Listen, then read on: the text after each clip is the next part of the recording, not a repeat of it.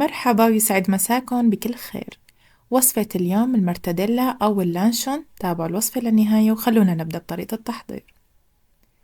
لتحضير المرتديلا رح نحتاج لنص صدر من الدجاج، يعني قسم واحد من صدر الدجاج قطعته لمكعبات خشنة. رح أحطه هلأ بالفرامة أو بمحضرة الطعام. بعد هيك رح أنزل فوق الدجاج 3 حبات من البيض. بخلط البيض والدجاج مع بعضن لوقت ما يصيروا بهالشكل هاد ناعمات كتير، ما بدي حبات الدجاج أو قطع تطلع بقلب قوام المرتديلا. بهالشكل صار القوام ناعم. هلأ بضيف عليهم معلقتين كبار من الطحين مع معلقة كبيرة أو معلقة ونص كبيرة من الجبنة الدهن. الجبنة الدهن رح تكون البديل عن الجيلاتين بالمرتديلا. هلا هون عندي مجموعة من البهارات، نص معلقة من كل كاري، ملح، بهار عادي، بهار أبيض، توم بودرة وبصل بودرة، وشوية هال مع كركم. بضيف عليهم ربع كاسة من الزيت النباتي ومعلقة كبيرة من الخل. الخل ضروري هون لنتخلص من زفرة الدجاج والبيض. خلطت البهارات مع باقي المكونات كلها. هلأ بالأخير للون ولحتى نعزز الطعمة رح أضيف نص معلقة صغيرة من دبس الفليفلة الحدة. طبعا إذا بتفضلوها حلوة كمان بيصير. هالخطوة اختيارية، أنا ضفتها هون حدة. بهالشكل بعد ما خلطت المكونات كلها ضفت الدبس الفليفلة وبرجع بخلطه مرة تانية. وبهالشكل بكون خليط المرتديلا صار عندي جاهز. هلا على طاولة المطبخ حطيت كيس الستريتش. هذا طبعا صحي، ما بيأثر على غليان الحرارة، على الغليان أو على الحرارة. بحط كمية المرتديلا كلها على الكيس وببدأ بتسكير الكيس بإحكام.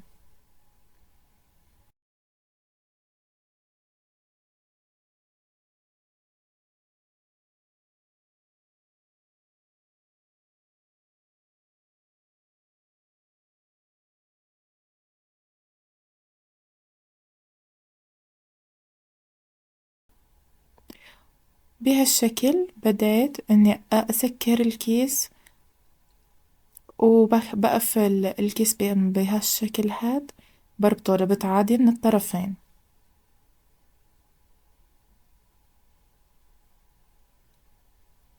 هلا رح أربط الطرف التاني بنفس الطريقة، وبعدها برجع بحط طبقة تانية من كيس الستريتش.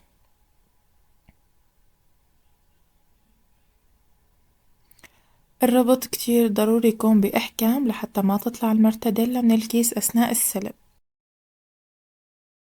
هلأ هي أول طبقة من الكيس، تاني طبقة كمان بحطها وبغلقها بنفس الطريقة.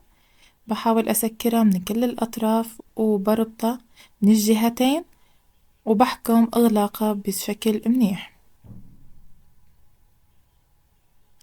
أثناء تسكير الكيس بهالشكل بمرر المرتديلا لحتى تنضغط من جوا، وإذا في فراغات هوا بقلبها بتطلع وبصير شكلها مثل شكل المرتديلا الجاهزة. طبعا إذا بتفضلوا المرتديلا تكون أرفع من هيك بتقدروا تبسطوها أو ما كتير تضغطوها أثناء التسكير بقلب الكيس. هلا بالأخير وآخر طبقة راح أحط من كيس الستريتش وبلف المرتديلا بشكل محكم، وبرجع مرة تانية بدحرجها شوي بحيث إنه تنحكم وتنضغط بشكل منيح. بعد هيك برجع مرة تانية بلفها بورق القصدير أو بالسلوفان.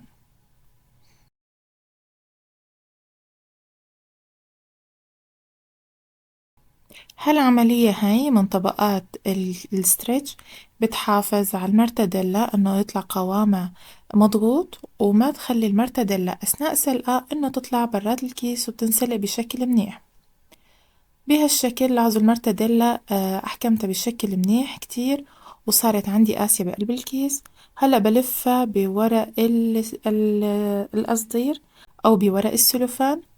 كمان بحاول أسكر الأطراف وبسكرها كتير منيح. وبهالوقت بكون حطيت مي، كمية منيحة من المي بقلب الطنجرة وبنتظر لوقت ما تغلي وبحط المرتديلا بقلب المي.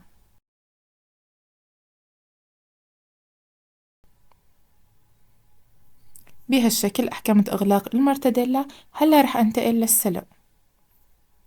بحط المرتديلا بقلب المي وهي عم تغلي، وبعيف المي على نار عالية وتنسلق وبعيف المرتديلا تنسلق لمدة ساعة. كل ربع ساعة بحاول إني أقلب المرتديلا بهالشكل لحتى أطراف المرتديلا كلها تستوي بنفس الوقت.